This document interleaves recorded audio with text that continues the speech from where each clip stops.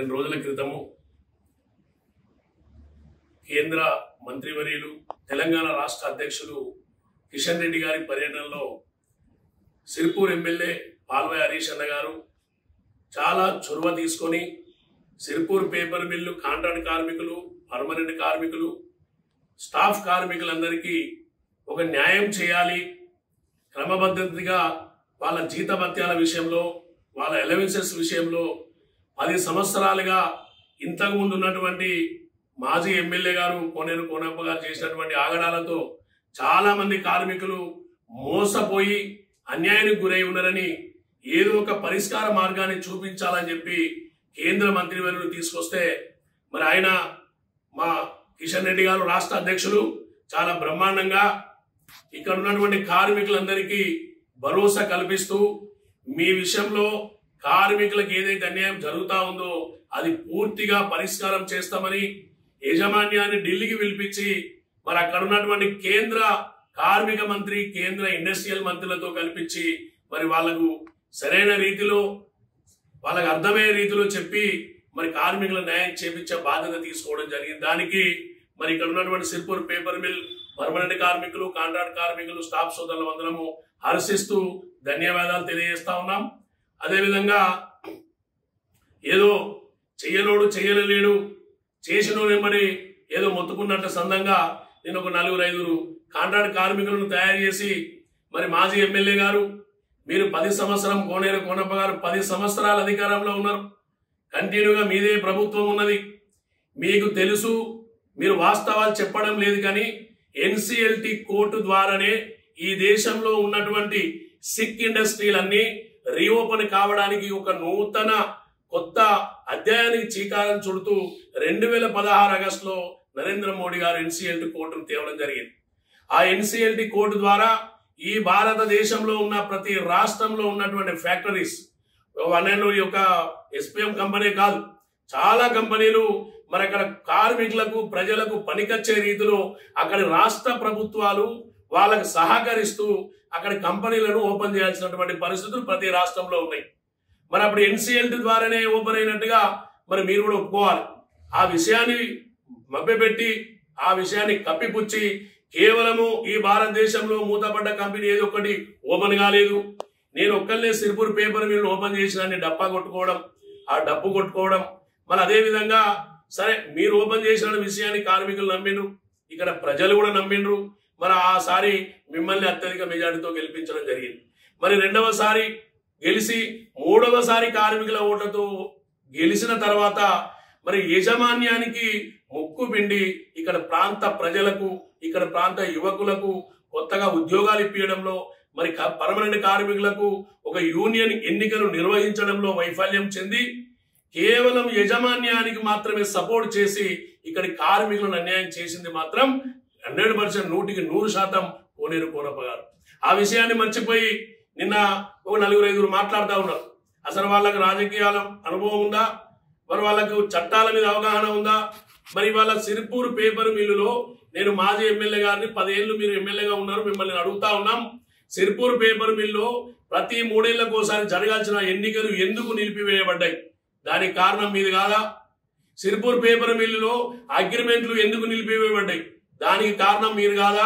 ఇవాళ కంపెనీలో ఉన్నటువంటి క్యాంటీన్ను నిర్దాక్షిణంగా యాజమాన్యము కార్మికుల సౌకర్యంగా ఉన్నటువంటి క్యాంటీన్ బంద్ చేస్తే దాన్ని మాట్లాడకుండా, పట్టించుకోకుండా మీరు నోరు మూసుకున్నది తప్పు కాదా? మీరు ఎందుకు కార్మికుల పక్షాన మాట్లాడలేదు? మీరే గేటు ముందు ఒక 10 మంది కమిటీ వేసి ఇక్కడ ఎన్నికలు వద్దు, ఇక్కడ రాజకీయ నాయకులు లోపలికి వెళ్ళొద్దు, ఇక్కడ అందరికి న్యాయం జరుగుతుందని ఒక 10 మంది పేర్లు ఇచ్చి ఓ ఆడా కమిటీ ఒక కమిటీ వేస్తే ఆ కమిటీల్లో ఒక్కొక్కరు 2 కోటాలు తీసుకొని తిరుగుతా ఉన్నారు. ఆ వాళ్ళ అవసరాల కోసమే ఆ కమిటీలు వేసుకున్నారు. ఒక్క కార్మికుడు కూడా, పర్మనెంట్ కార్మికుడు కూడా ఆ కమిటీ విషయంలో మాకు న్యాయం జరుగుతుందని ఒక్కరు మాట్లాడలేదు. అంతమంది కార్మికులు, 400 పైచిలకు ఉన్నటువంటి కార్మికులు 300 మంది సంతకాలు పెట్టి కమిటీని రద్దు చేయమని చెప్తా ఉంటే కనీసం పట్టించుకోలేదు. మరి మీరు అప్పుడు వచ్చినటువంటి ఒక్కొక్క కార్మికునికి 1,20,000 రూపాయలు రావాల్సింది రాయల్టీస్ ఉండే, 2014 మూతపడ్డ తర్వాత ఈ కార్మికులు బ్రతకడానికి జీవన విధానం ముందుకు సాగడానికి మరి రాష్ట్ర ప్రభుత్వం దగ్గర ఉన్న డబ్బులు తీసుకొస్తే ఆ డబ్బులు కేవలం 63,000 మాత్రమే చెల్లించి మరి మిగతా డబ్బులు ఎక్కడున్నాయో లెక్క చెప్పలేదు ఇప్పటి వరకు.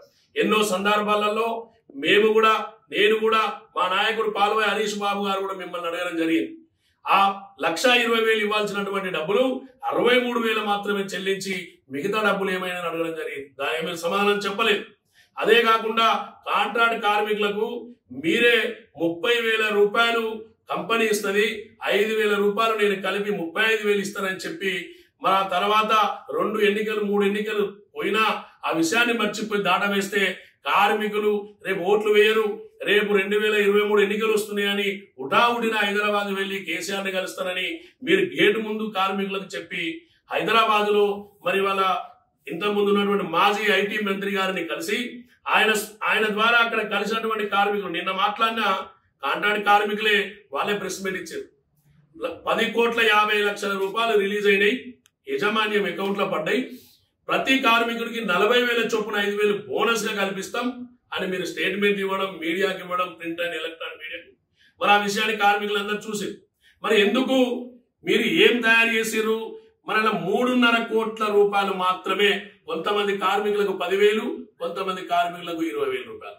మరి ఎందుకు ఇవ్వాల్సి వచ్చింది? మిగతా 7 కోట్ల రూపాయలు మీరు దేనికి వాడుకున్నారు? ఆ 7 కోట్ల రూపాయలు కేటీఆర్ ఖజానాకి వెళ్ళిపోయినాయా? ఆ 7 కోట్ల రూపాయలు యజమాన్యం ఖజానాలో ఉన్నాయా? ఆ 7 కోట్ల రూపాయలు మీరేమన్నా చేసిరా? లెక్క చెప్పాలి. కార్మికులకు రావాల్సినటువంటి బకాయిలను, కార్మికులకు ఇవ్వాల్సినటువంటి హక్కులను కాలరాస్తూ కంపెనీని నిర్వీర్యం చేస్తూ ఇక్కడ యువతకు ఉద్యోగాలు కల్పించకుండా 10 సంవత్సరాలు ఇష్టానుసారంగా ఇష్టం వచ్చినట్టుగా ఈ యజమాన్యాన్ని అడుగుల మొడుగులెత్తుతూ మీరు ఇష్టానుసారంగా మరి నిన్న కాంట్రాక్ట్ కార్మికులు ఇంకొక విషయాన్ని ప్రస్తావన తీసుకోవడం జరిగింది.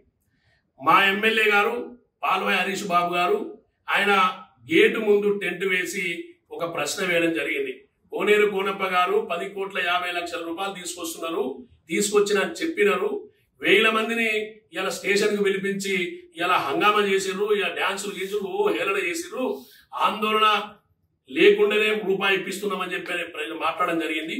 మరి అక్కడ 10,000, 20,000 రూపాయలు ఇస్తున్నారు, 35,000 రూపాయలు ఇవ్వాల్సింది, దానికి వడ్డీని కలిపి 75,000 రూపాయలు కార్మికులకు చెల్లించాలి అని అన్నాం. ఆ మాట మా ఎమ్మెల్యే గారు ఆ రోజు ఎన్నికల ముందు మాట్లాడారు. ఇప్పుడు అదే మాట మీద ఉన్నారు. మీరు 75,000 రూపాయలు ఎందుకు ఇవ్వలేదని అడుగుతున్నాం ఈ రోజు కూడా. మరి ఆ 75,000 రూపాయలు మేము ఇప్పిస్తామని చెప్పి ఇక్కడ రికార్డులో ఉందా? నిన్న కార్మికులు అంటున్నారు. అంటే మీరు కోనేరు కోనప్ప గారే మాజీ ఎమ్మెల్యే గారే వాళ్ళకి ఏదో సంధాయించి ఏదో ఒక మ్యాటర్ ఇచ్చి ఒక సబ్జెక్ట్ ఇచ్చి మీరు గేటు ముంగట మాట్లాడండి అంటే వాళ్ళు వచ్చేదో 4 మాట్లాడుతున్నారు.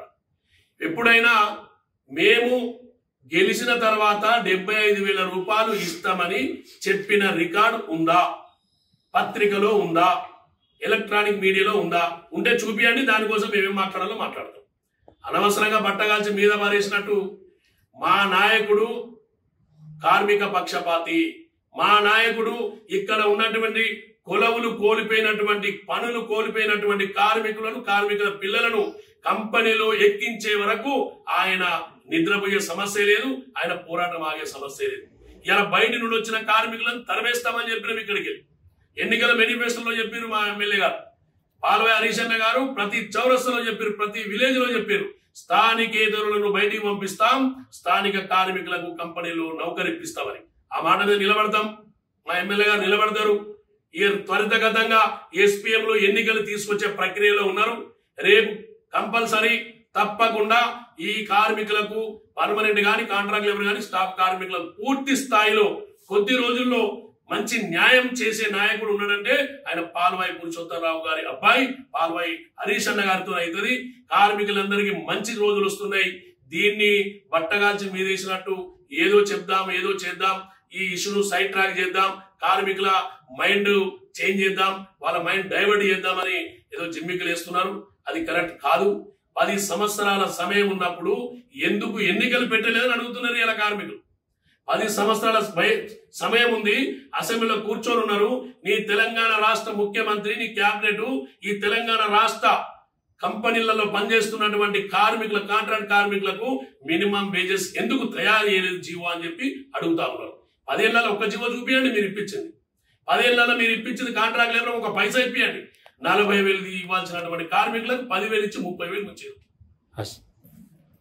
మరి ఇంత అన్యాయం జరుగుతూ ఉంటే ఈ సిరిపూర్ పేపర్ మిల్లులో కార్మికుల పక్షాన ఒక్క రోజైనా సిరిపూర్ అసెంబ్లీ నుండి మీరు 3 సార్లు ఎమ్మెల్యే అయినారు. మరి ఈ 10 ఏళ్లలో ముఖ్యమంత్రి గారు సభలో ఉన్నప్పుడు, కేటీఆర్ సభలో ఉన్నప్పుడు ఒక్క రోజైనా, ఒక్క నిమిషమైనా మీరు సిరిపూర్ పేపర్ మిల్ గురించి మాట్లాడినరా? 10 సంవత్సరాల కాలం వేస్ట్ అయింది తప్ప ఒక్కరోజు ఈ కంపెనీ సమస్యల విషయాన్ని మీరు ప్రస్తావించలేదు అసెంబ్లీలో.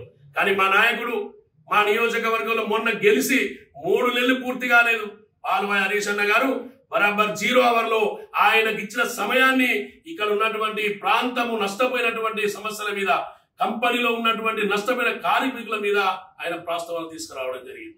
అక్కడ ఉన్నారు, ఆయన ఇండస్ట్రియల్ మినిస్టర్ ముంగడ మాట్లాడారు, ఆయన లేబర్ మినిస్టర్ ముంగడ మాట్లాడారు. రేపేదన్నా ఒక్కటే ఇలా కాగజ్ నగర్ లో ప్రజలకు న్యాయం చేసే అవకాశం ఉంది అంటే హరీష్ అన్న గారు ఎమ్మెల్యే అయ్యారు కాబట్టి ఆ అవకాశం ఉందని ప్రజలు నమ్ముతా ఉన్నారు. అందుకే ఓటును మార్చి ఇవాళ ఎవరి వ్యతిరేక ఓటైనా మా ఓటును మార్చి హరీష్ అన్న గారిని బ్రహ్మాండంగా గెలిపించడం జరిగింది. తప్పకుండా కార్మికుల పక్షాన పోరాటం చేయడానికి హరీష్ అన్నతోని పర్మనెంట్ కార్మికులు, కాంట్రాక్ట్ కార్మికులు, స్టాఫ్ సోదరులు, ఇక్కడ ఈ పట్టణ ఈ పరిసర ప్రాంతాల్లో ఉన్న ప్రజలు ప్రతి ఒక్కరూ వెన్నునంటి ముందు నడుస్తారు. సమస్యల పరిష్కారం కోసమే మా హరీష్ అన్న పనిచేస్తారు.